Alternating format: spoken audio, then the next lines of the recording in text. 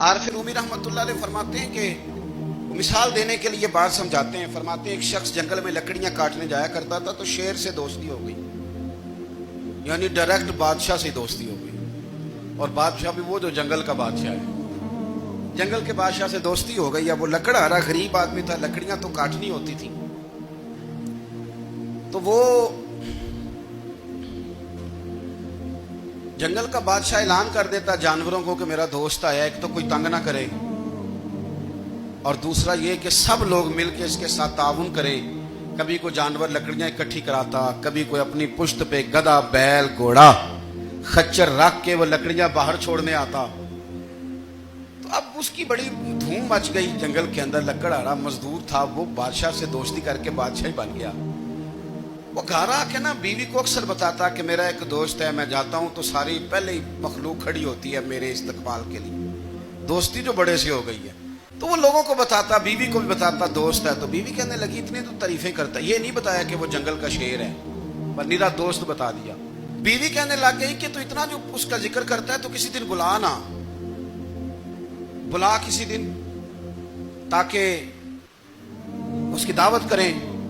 اب اس نے پھر نہ اس کو پردے میں رکھا, کیا کہتے ہیں آج کل, سرپرائز دینا ہے, مگر سرپرائز دینا ہے, پردے میں رکھا کہ وہ شیر ہے. تو وہ بلا لیا گھر. اب اس کے لیے کچا گوشت, ظاہر ہے شیر نے کچا گوشت دکھانا تھا. وہ کہنے لگی پکانا کس طرح کا ہے؟ وہ کہنے لگا جب وہ آئے گا پھر بتاؤں گا.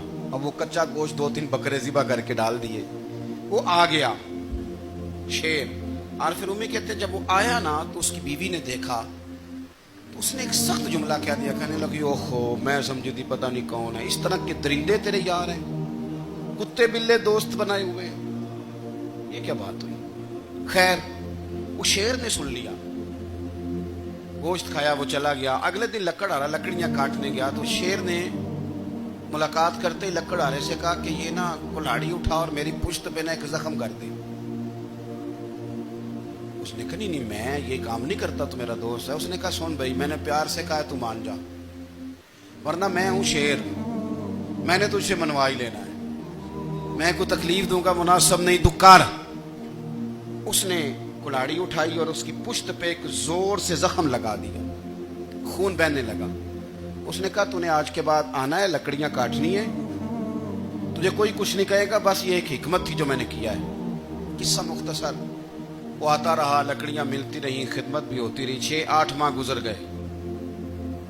ایک دن شیر اس سے کہنے لگا یہ میرے ذرا بال اٹھا کے دیکھ, وہ جو تو نے زخم لگایا تھا وہ کہاں پہ ہے؟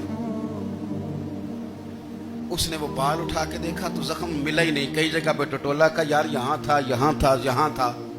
شیر نے پھر کیا کمال ہی جملہ کہا. اس نے کہا کہ وہ جو کلاڑی کا زخم تو نے لگایا تھا نا وہ مکمل ہو گیا, لیکن تیری بیوی کا جو لہجہ تھا اور اس کی جو تلخی تھی وہ آج تک میرے ذہن میں موجود ہے, وہ ابھی بھی مجھے تکلیف دیتی ہے.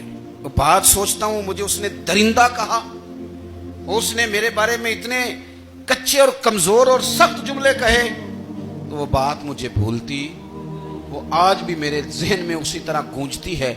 تلخ جملے جو اس نے کہے اور خوفناک جو انداز اس نے اختیار کیا, وہ بات مجھے کبھی بھی بھولتی